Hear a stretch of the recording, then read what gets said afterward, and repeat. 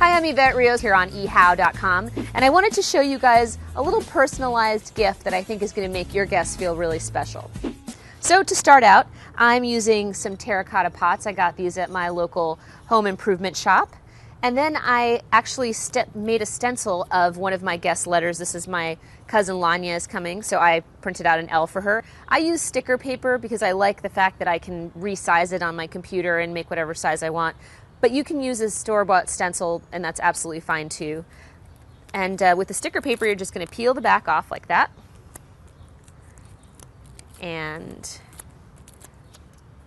then you're going to stick it onto your pot.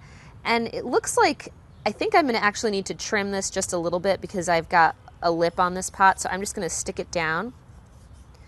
You want to try to make it as straight as possible. And then I'm just going to trim the top because I've got the lip of the pot. You might not have this problem if you have a pot that actually has no lip, but I'm going to trim it like that.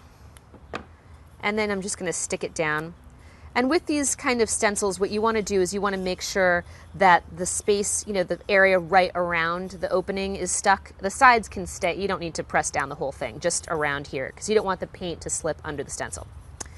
So there you go. And so now I'm using just an acrylic paint. You can get it at any craft store. Something water-based is always better than something oil-based because oil-based is really hard to clean afterwards.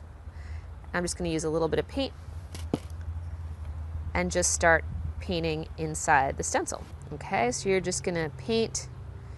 And you don't want to use the paint too thick because then it kind of glops under the stencil, so just keep it nice and light. So now I'm going to peel off my stencil. And this is something to think about when you're using a water-based paint like this. You really want to peel it off while the paint is still wet because you're actually going to get less bleeding under the stencil if you do it while it's still wet. When it's dry, sometimes you'll pull up the paint on the actual letter with the stencil, which isn't a good thing. Okay.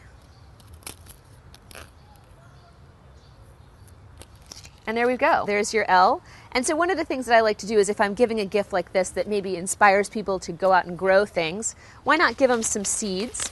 You can get these at any garden store. And then if you've got herbs growing in your garden, just put some fresh herbs in there.